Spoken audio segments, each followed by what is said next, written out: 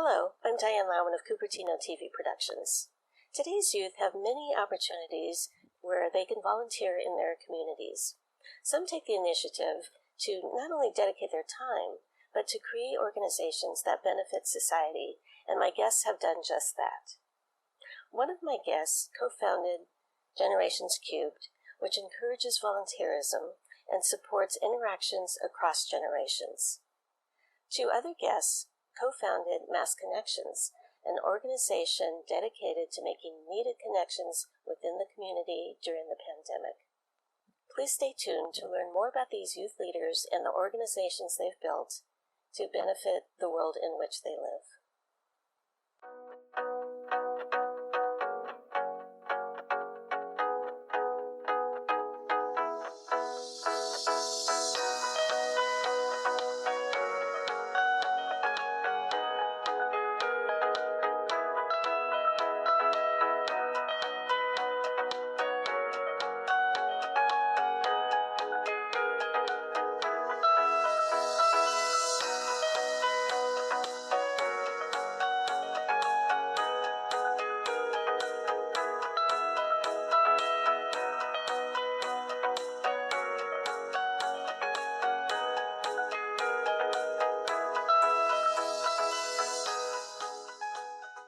I'd like to introduce Shreya Anand, a rising senior in high school. She's the co-founder of Generations Cubed. Can you tell me a little bit about yourself? I'm 16 years old and I am a student at Monte Vista High School. In my free time, I like photography and baking, but at school, I'm involved in research, so independent study, researching in STEM, like doing your own STEM projects, things like that. Outside of school, I officially founded Generations Cube January of this year, but I have been working on the initiative for over 2 years. How much volunteering have you done before? As an elementary school kid, I was actually in Girl Scouts, so we did like a lot of community service there. After that, I did a lot of camps and I joined a bunch of groups that did community service, especially summer camps where we cleaned up creeks and parks, and then helping younger kids too. So things like that. I think with the pandemic, my sophomore year of high school was cut short, so a lot of in-person opportunities were taken away, but I think it also was helpful in the sense that I was able to work on Generations Cubed a bit more. So, okay. Yeah. Let's talk a little bit more about Generations Cubed. So how did you come up with the idea? Yeah, I guess I could say it started when a couple years ago when I first noticed, my parents were trying to coordinate help with, for their parents in India, and of course, we live here, so it must be very hard, and they were having a lot of trouble finding, people to help them, and that's kind of where my interest in seniors kind of came about, and I wanted to see, if there was anywhere I could help seniors in my community, and so I started interviewing seniors in my community to know more about their lifestyle, and, the concerns they had, just to see if there actually was a way where, as a student, I could help them. And a lot of what I found was they want to stay independent, and they often do, but they have children that either live in a different city that want to help them, but, find it hard to because they live far away, or they don't have any children and are just, living alone. So they need help with things, in their daily lives, going to the hospital or getting groceries, things like that. And so that's where I kind of knew, maybe there is a way where I could, help seniors. But that's when I also started researching volunteer organizations in the area that help seniors, and I found a lot, but unfortunately, many seniors and their families aren't aware of those organizations.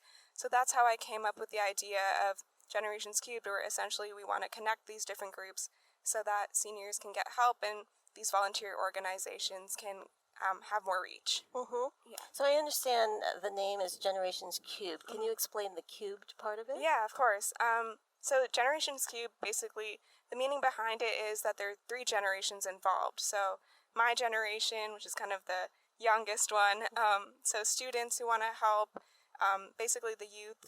And then the second generation would be my parents' generation, so either adults who want to get help for seniors, in their family, or, just a senior they might know, or if they're adult volunteers who want to help out, like if they're part of a corporate social responsibility program at work, things like that. And then the third generation would be the oldest generation with seniors, which we want to coordinate help for. Okay. Yeah. So what is the overall mission of Generations Cubed? Generations Cubed we're actually a public benefit corporation, and our mission is to promote self-sufficiency for seniors by connecting them or their caretakers with a caring community of volunteers and paid service providers. So essentially, we want to form the connections between these volunteer organizations or paid service provider organizations and connect them with seniors and their families who want to coordinate help for seniors. What would you like to accomplish with the whole organization? Through our partner organizations, by partnering with volunteer organizations, we hope that seniors and their families are able to have a consolidated place where they know all the people that are willing to help them in our community. And for volunteer organizations and paid service organizations, I hope to help them expand their reach a little bit more so that they have more people to help. I'd like to introduce Kathy Enrich, the Executive Director of the Live Oak Senior Nutrition Center in Los Gatos, California, here in Silicon Valley. It is here that the teen volunteers are spending some quality time with seniors, imparting their knowledge of technology. Have you had these types of events before where you've had teen volunteers working with the seniors? On a regular basis. Good. The seniors really enjoy talking with teens. That's it just feels great for them. A lot of the students from all the high schools will come and spend 2 hours or come on their lunch hours and just sit with the seniors, talk to them, share their knowledge of cell phones. A lot of our seniors don't even know how to use the internet on their phones, so this is what seniors, students can do. What do your seniors think of having the youth come in to volunteer? They look forward to it. That's so fabulous. They ask all the time, when can we do this again? So what have you heard from the teen volunteers about coming here? They're nervous at first because they've not been around, besides Grandma and Grandpa, been around a lot of seniors. So in the beginning, they're a little tenuous, but by the end of their day, they're gabbing away and very comfortable. Great. So what would you say are the benefits of bringing these two generations together? I think the seniors actually teach them a lot. Oh, good. Because they have so much to offer. A lot of life knowledge. And it's good for students to understand how to be patient, how to learn to speak up. It's just a good experience for both. What do you think the teens learn from the seniors when they come to an event such as this? They learn a bit of compassion and understanding. And I think that's really the element of ages working together and understanding each other and having compassion.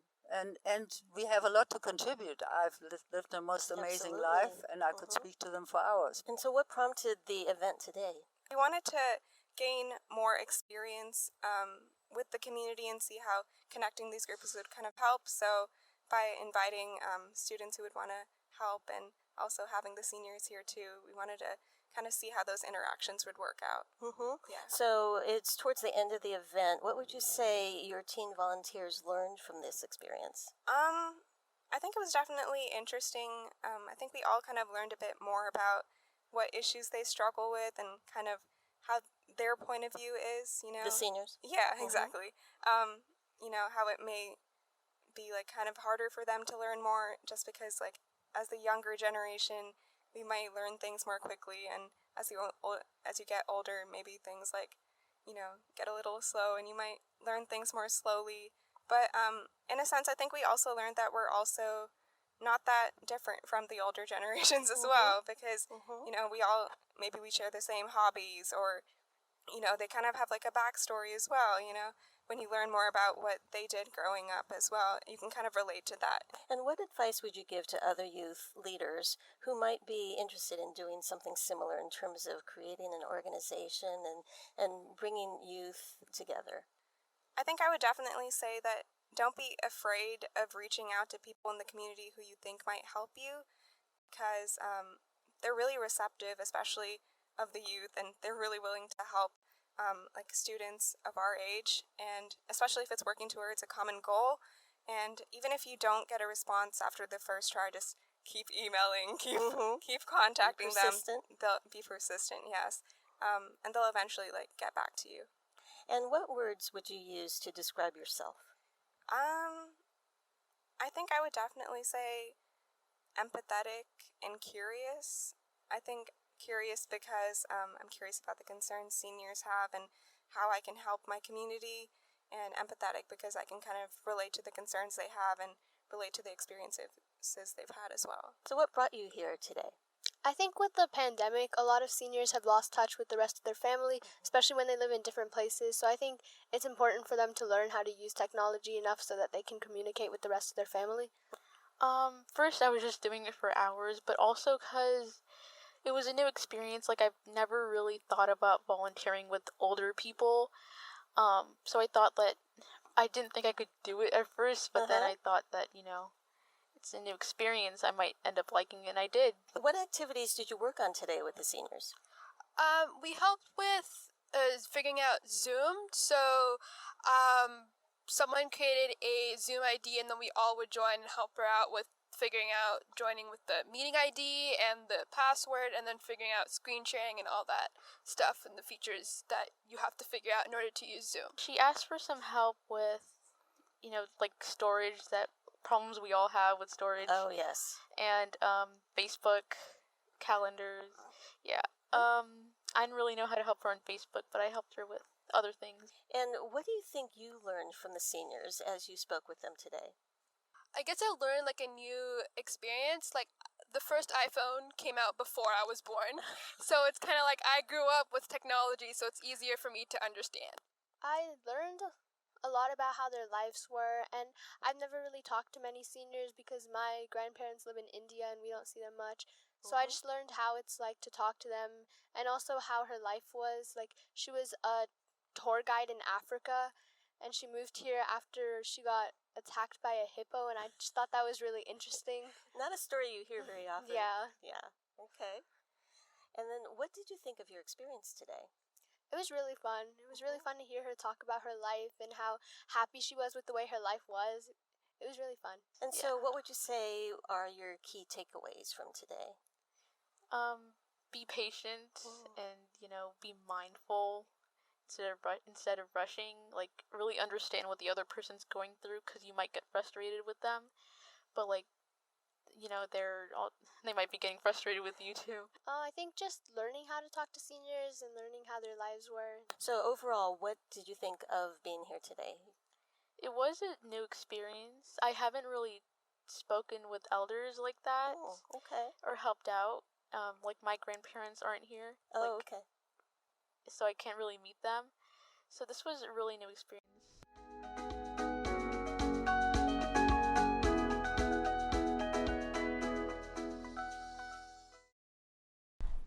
At the beginning of the COVID-19 pandemic, I started sewing masks and donated them to local senior care facilities. I was looking online, I found an app and discovered Mass Connections.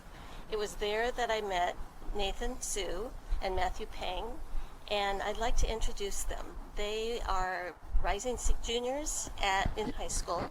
It's great to be able to meet you in person after all this time. So how did you two meet?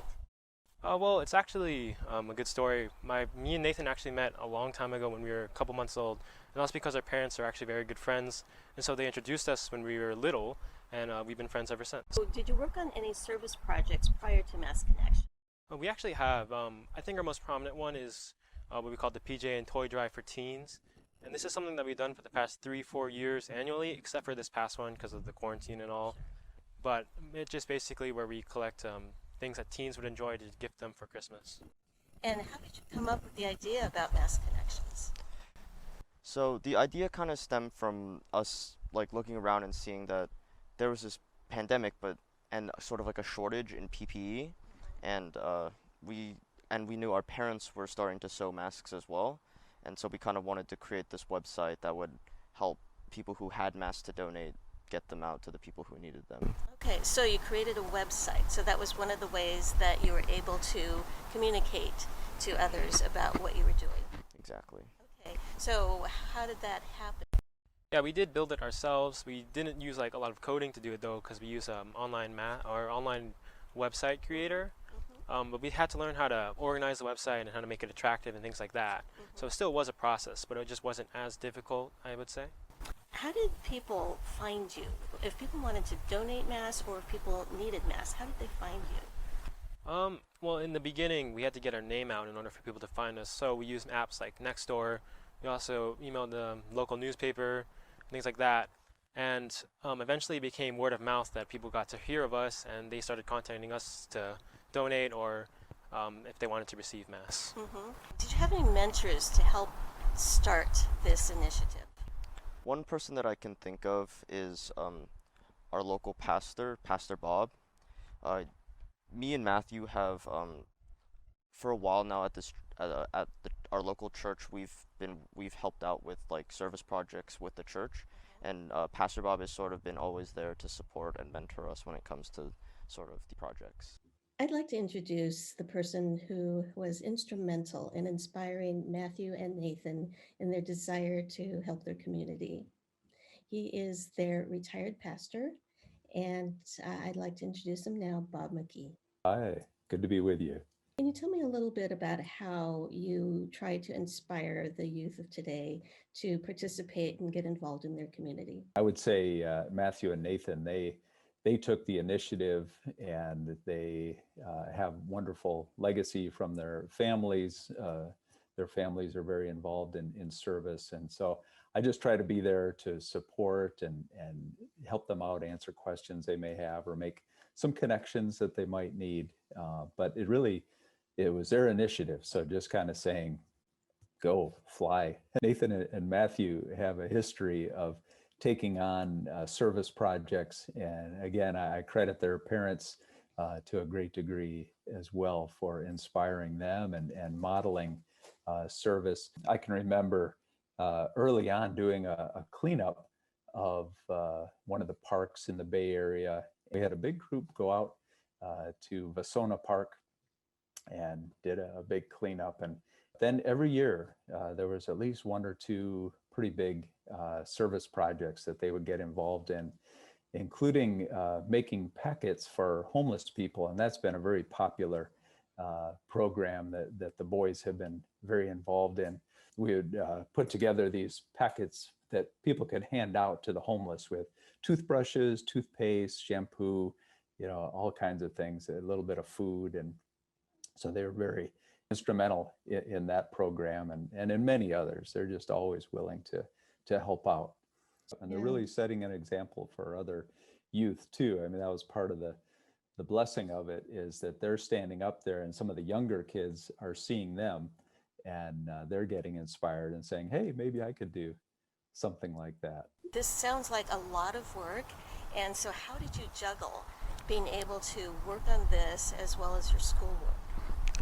We were able to juggle it because we were able to split the work between me and Matthew. So either one of us would respond to the emails, and then the other one of us would go out and actually deliver the masks, or we would I think we took it on like even and odd basis. So whenever a request came in, if it was an even number, an odd number, we would take it, and then so we would email them and then bring the masks to them or drop the masks off at our local church for them to pick up. And I know that as a sewer of masks, we did kind of both things. I was able to drop them off here at the church. Yes. And then you were also able to pick some up at my house. So that was really very accessible for me to be able to do this. And you even at one point gave me a donation of fabric that I could work on. So that was great too. So you're also receiving some monetary donations. Yes, we set up a GoFundMe and we would use those monetary donations to go out and buy mask materials. I know that you had a sewing video on your website, Nathan. You were the one who starred in that one. So you showed everyone how to make masks. And so that template, I guess, if you will, was very helpful, I think. I'm here with Kim Jelfs, who sewed masks during the pandemic. What prompted you to start sewing masks for the pandemic, and how did you go about learning how to do that? Well, I had an old sewing machine that a friend had donated, and I just started making some cloth produce bags for a different organization.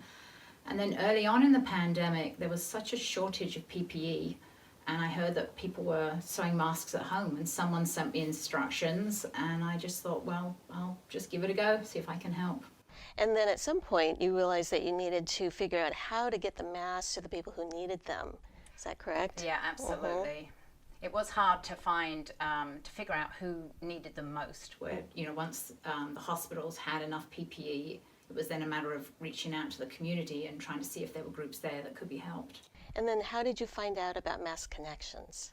I think it was in the summer. There was an article in our school newspaper, because my daughter attends the same high school as one of the guys. And then there was a posting on Nextdoor talking about them, and I looked at the website, and it just looked like a great idea, great service for the community. What did you think of the initiative that Matt and Nathan displayed for their Mass Connections organization? Well, I couldn't believe that someone that young had put together such an impressive site. It was an ingenious idea, and it was the missing link for me to connect the masks that I was sewing with groups in the community that really needed them. So Mass Connections really helped you reach out to the community and make your contributions that way? Oh, absolutely. Yes, absolutely. So what do you think of youth in the community and what today's youth are doing?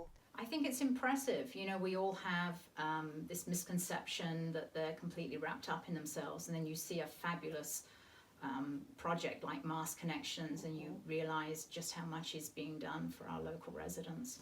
Can you tell me what some of the recipients of the Mass may have told you about what it meant to them to have this opportunity? Yeah, I think from the Trinity Gateway Food Pantry, they told us that it was going out to families who were coming to pick up food when they needed it. We donated some to schools, and they told us that it was really nice to have masks when the kids were starting to come back. Like, even if it was just 1 or 2 days a week, to have those extra masks just in case was really nice for them. Now, how did you make the connections physically as far as passing the masks along? I would say that me and Nathan were the connection, because we would be the people that delivered and picked up the masks ourselves. Have you made any interesting connections within the community? Actually, we have. So, interesting story was one of our biggest donors lived only a couple of blocks away from the director of the Trinity Gateway Food Pantry, who we had been in contact with donating the masks, and we didn't realize this until one of the days we went to drop off mask materials for that donor, and I remember that just the previous day my mom and I had driven over there to drop off masks at the house of the Trinity Gateway Food Pantry's director, and it was literally like 1 or 2 streets away. Oh. And they would not have known that they were that close to each other, that someone who needed the mask and someone who was making the mask were so close, but that was just a really cool connection that we saw. I'll say. So as far as Mass Connections, what did you hope to accomplish? In the beginning, we have actually multiple goals, but in the beginning, it was just to connect people that needed masks to those that wanted them. And as time progressed and masks became more readily available, we also started focusing on getting the word out about masks or promoting the use of masks. And then, like we said before, we started connecting with bigger organizations instead of using or going to individual people. So over time, how has Mass Connections evolved? Has it been doing what you set out to do? I believe so. So it kind of went from individuals to more organizations like schools, food pantries, community centers. So what did you learn from this experience? From this experience, I think aside from technical aspects, the biggest thing that I learned was how kind our community is and how willing to help they are. And I just thought that was really good. Would you do anything differently? I would say if I had to go back and do things differently, I'd maybe venture out more into social media, so that could help to get the word out a little bit more, and even possibly stretch mass connections further out, and even creating new chapters possibly. Probably make the request thing more streamlined, because we had to modify it multiple times throughout, because we didn't know if we were going to be super specific with sizes. So originally we had one that was like, do you want small, medium, or large size, or if they wanted different colors. But then by the end we realized that it was just the simpler the better. We have the masks, they request them, and we can give them out to them quicker. And what advice would you give to other youth who might be interested in this kind of work?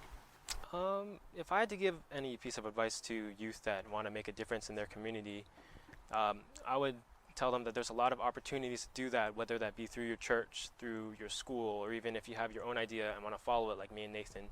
You just have to be active and just try to do your work, I would say. Another piece of advice I would give them is try to find a partner like I did with Nathan, and then you can split the work and it becomes a lot easier.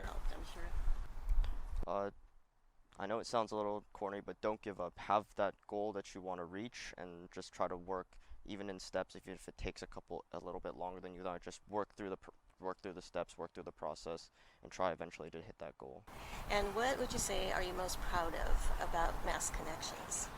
I think we're most proud of the amount of people that we've helped and the amount of like people we've seen that are able to donate so many masks.